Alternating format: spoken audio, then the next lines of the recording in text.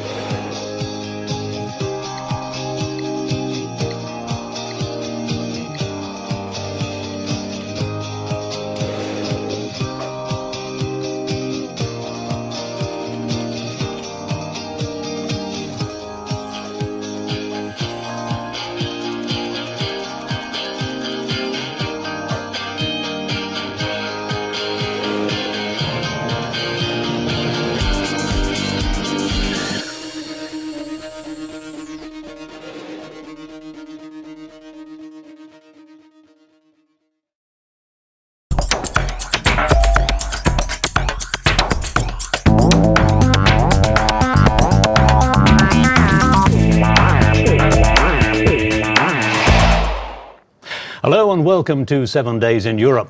Almost 1 in 4 of the European Union's young people is without work. The rate does vary. It's below 9% in Germany and Austria, but above 55% in Greece and Spain.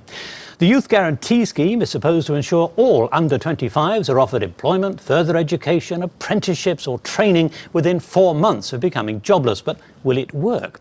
To discuss the issue with me is Irish S&D member Emma Costello.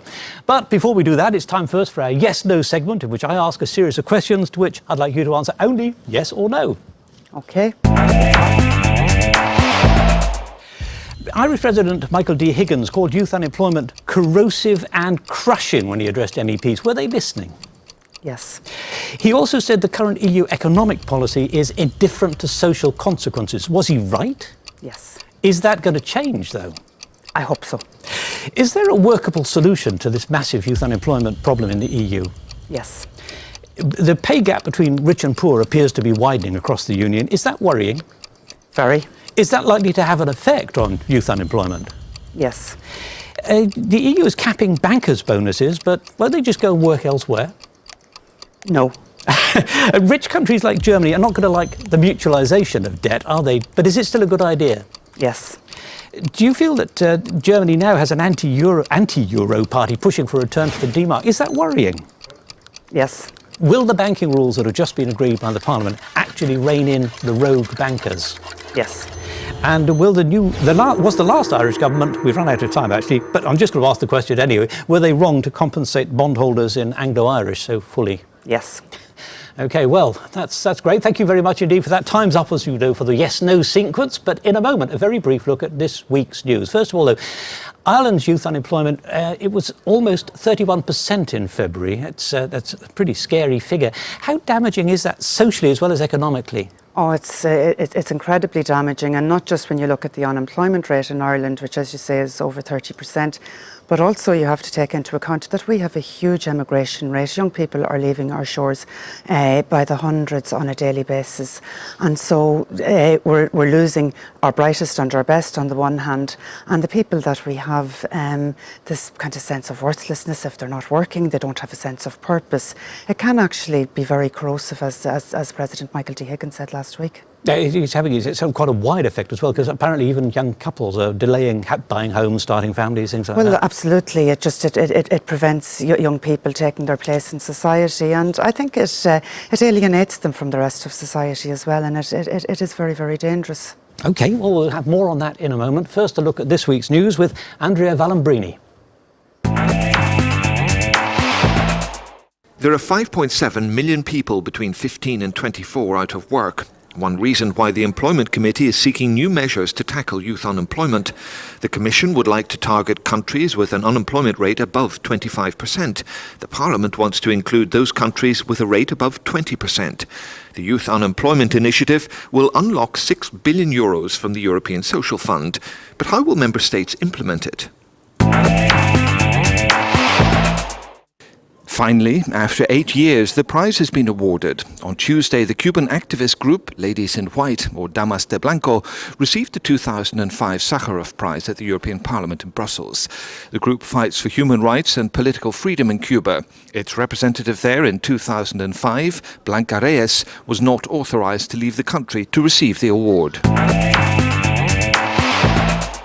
How long should an asylum seeker wait for a response from the country they ask protection from? According to new rules under discussion in the Civil Liberties Committee, EU countries would have up to 6 months to decide on applications. The idea is to speed up the process of identification of asylum seekers and to improve protection of unaccompanied children. Emma Costello, the EU has set aside €6 billion for this youth guarantee scheme that's supposed to guarantee that youngsters won't remain idle, as it were, after 4 months. It's a very small amount, though, compared with the scale of the problem across Europe. We're looking at 5.5 million people. We are, and also when you look at the number of young people who are the so-called needs category, not in education, training, it's actually about 7.5 million young people, so it's a very serious it's a very serious issue. Is 6 billion enough? No, I don't believe it is. But is it a sign that there is a serious commitment from the Council at the time when the EU budget is under pressure from all quarters? I do believe that it is a sign from the Council that youth unemployment has to be a priority, and that the youth guarantee should be seen as a way forward. Because it's not new money, it's coming from the European Social Fund, so presumably other projects are going to suffer as a result. Well, 3 billion of it is coming from the Social Fund, and then 3 billion of it is coming from the overall Cohesion Fund. But I think that if we look at it in terms of cohesion, what could be more socially cohesive than actually ensuring that we do prioritise youth unemployment, because it's not good enough to say that we'll build roads and bridges and whatever else and not actually prioritise our young people. Also, if I could say, we can't afford not to. The Eurofund have actually estimated that the cost in lost income, lost taxes and social transfers of youth unemployment to the European Union is about 100 billion. So when you look at the actual cost of youth unemployment, it's clear that action is very much needed. No, I've spoken to young people who've been on maybe their second or third internship, still haven't got a job at the end of it. And they're saying that this is basically the lost generation, the best educated bunch of unemployed people that Europe, or indeed the world, has ever seen. It's going to take more than €6 billion to absorb that, isn't it? Well, it is, but I think, as I said, the €6 billion is a sign of the EU's prioritising the youth guarantee and prioritising the issue of youth unemployment. And I think that there is a substantial amount of work can be done with the 6 billion to start off with. And I think that we do actually have to ensure that we target young people, and that we target it in areas of very high unemployment. Because remember that the idea behind the 6 billion as well is that it's targeted to countries or regions where their unemployment is over 25%. And indeed, the Employment Committee yesterday has actually recommended that it be to countries or regions where the unemployment rate is over 20%. Now, the Parliament has an own initiative report going through at the moment, which suggests that small firms should be encouraged to take on more, entrepreneurs should be encouraged to take on more young people. But encouraging is one thing, but there's no money, is there? I mean, the EU doesn't have any spare cash that it can throw their way to create that. How could that work, do you think? Well, I think in the first instance we need to ensure that small businesses are the backbone of the European economy, and I know in Ireland certainly they make up well over 70% of our industry in Ireland. So small businesses really are the lifeblood of our economy, and in whatever ways that they can be encouraged to take on people. On the one hand, I know that the European Union is looking at innovative solutions to actually freeing up cash for small business, making sure that banks will lend, making sure that there are microfinance facilities available to small business. That's on the one hand, but also I think member states have an obligation to ensure that there is a facility and that there are encouragements and that there are incentives for small businesses to take on additional staff. Now, Ireland itself, obviously, you have a big problem with this 31% unemployment rate, just about. You have the Job Bridge scheme, which is an internship scheme. Apparently, from the take-up figures, mainly the people who've been taking young people in internships have been small companies of 50 employees or less, rather than the big companies with a couple of thousand. Is that a surprise? Why do you think it's happening? I think that it's partly the way the Department of Social Protection have been targeting the scheme as well. But I know that the Job Bridge programme is one of the more successful initiatives that we have in Ireland, and I would say that if you have a look at the figures that we have, almost 40% of the people who participate in Job Bridge are actually retained on completion in the company that where they have done their internship, and about another 18 to 20% of those who participate in Job Bridge find employment in other companies. So certainly Job Bridge has provided a very useful and a very valuable stepping stone to further employment. Well, like other internship schemes, it has come in for criticism within Ireland that this is a way for companies that have money to take on skilled people on the cheap, basically, young people who don't get paid. No, I don't think so. I think it actually provides young people with major opportunities. It provides them with the experience. It enables them to put that experience on their curriculum vitae.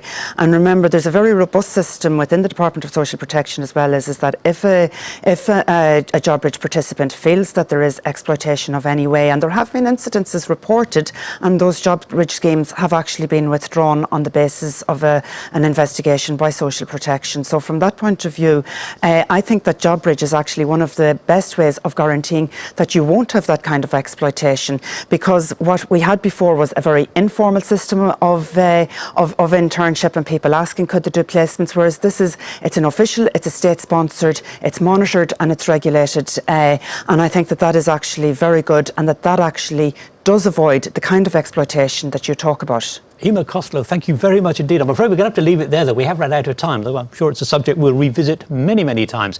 Thank you very much indeed for taking part, and goodbye. Thank you.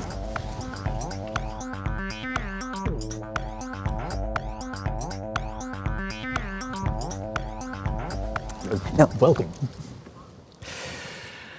You're watching 7 Days in Europe. The days of gas guzzlers are drawing to a close, it seems. Today's cars are more fuel efficient, less polluting, but now MEPs are proposing to reduce carbon dioxide emissions to 95 grams per kilometre by 2020. They also want to make it harder for manufacturers of big thirsty cars to offset their CO2 output against the few low-emission vehicles they produce. To discuss that, my guest is Austrian Green Eva Lichtenberger. Welcome to the programme. But first we begin, as ever, with our yes-no sequence, in which I shall pose a series of questions which I'd like you to answer just yes or no. People still like personal transport. They're not going to change, are they, at that? Slowly. Can the demand for personal transport be met with the need to cut emissions? Yes.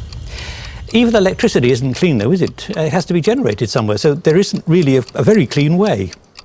Can be in a part, if it's not coal. The Commission proposes allowing gigaliners, super trucks, to cross borders. Does that worry you?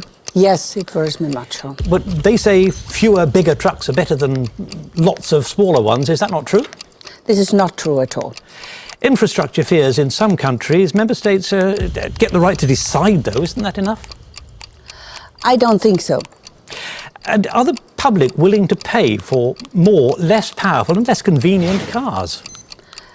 Difficult. There are almost 1 billion cars, apparently, on the world's roads. Is that too many? Yes. And 1.2 million people were killed in road accidents globally last year. Should cars be safer too? Cars should be safer and drivers should be safer.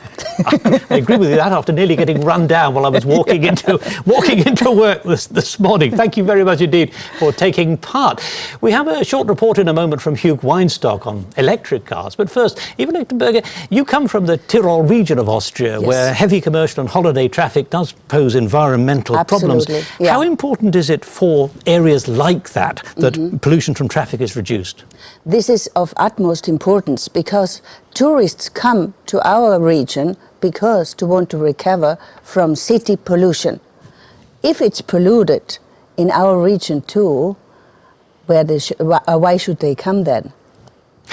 We'll have more on that in just a moment. But now, Hugh Weinstock has been taking a ride in one of the new alternative means of transport. Oh. La voiture électrique peut-elle répondre à nos besoins de mobilité et de transport? Nous allons tenter de répondre à ces questions. Alors en route.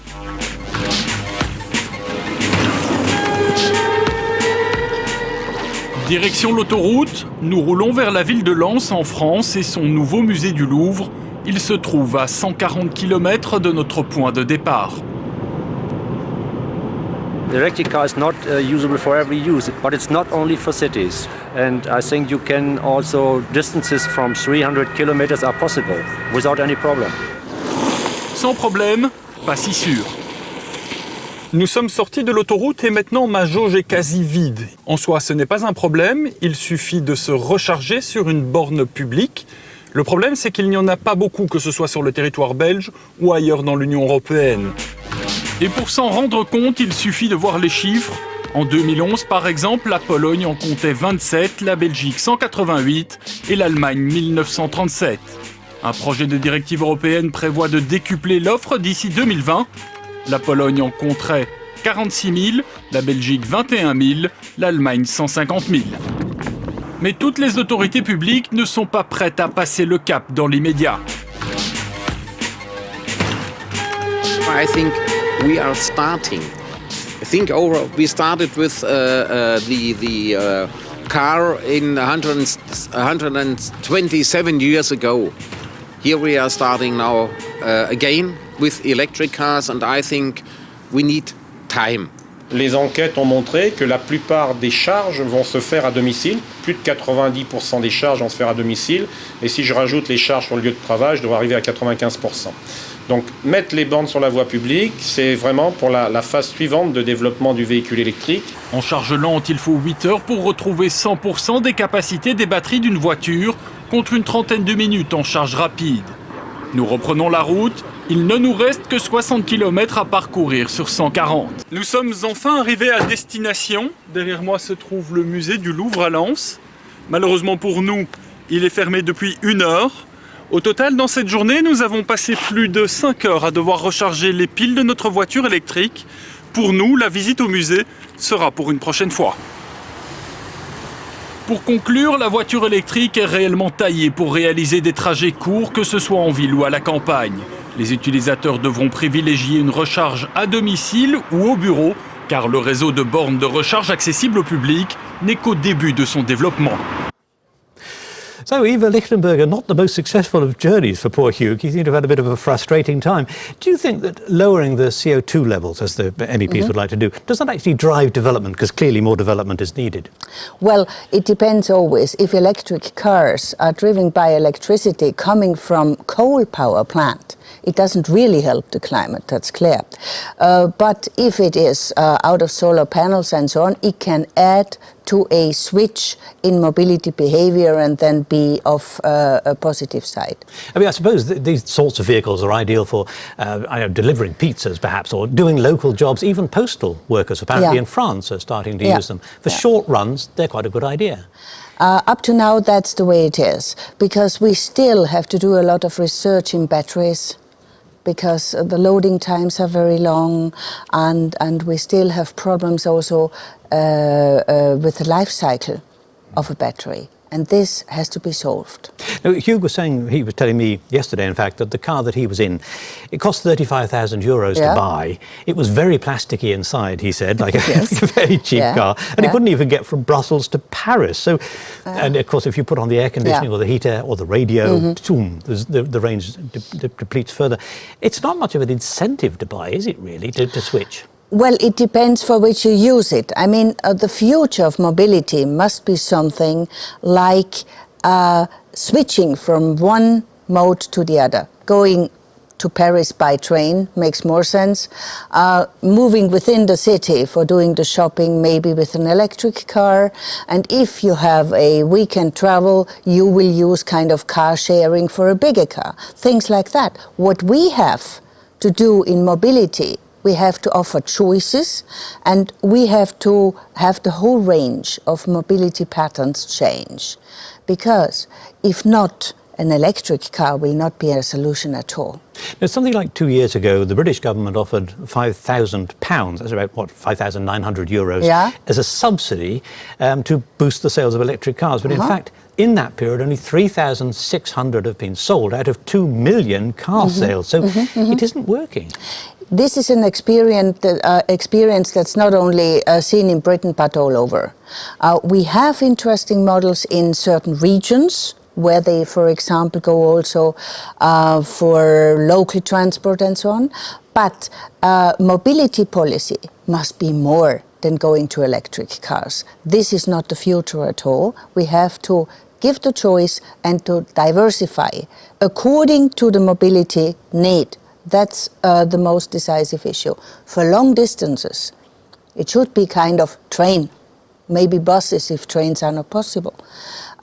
For short distances, best choice is the bike, if it's not Brussels weather. Yeah? But walking is also an alternative.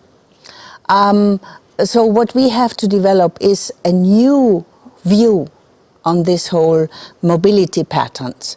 And one of the problems is still unsolved for people that have an electric car.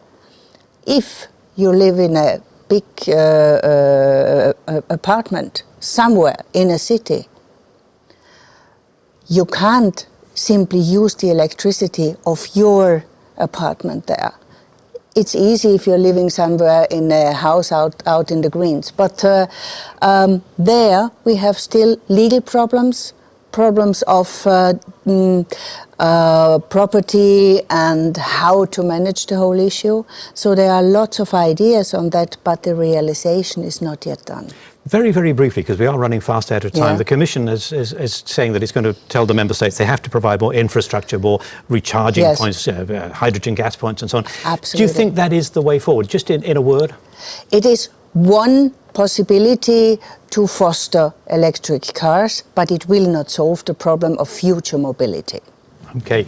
Eva Lichtenberg, I'm afraid we're going to have to leave it there. We've run out of time. Thank you very much indeed for taking part. It does look as if the internal combustion engine in one form or another is going to be with us for a little while yet, I feel. Thanks very much indeed. We'll see if the problems can be solved in the future. Thank you for watching and goodbye.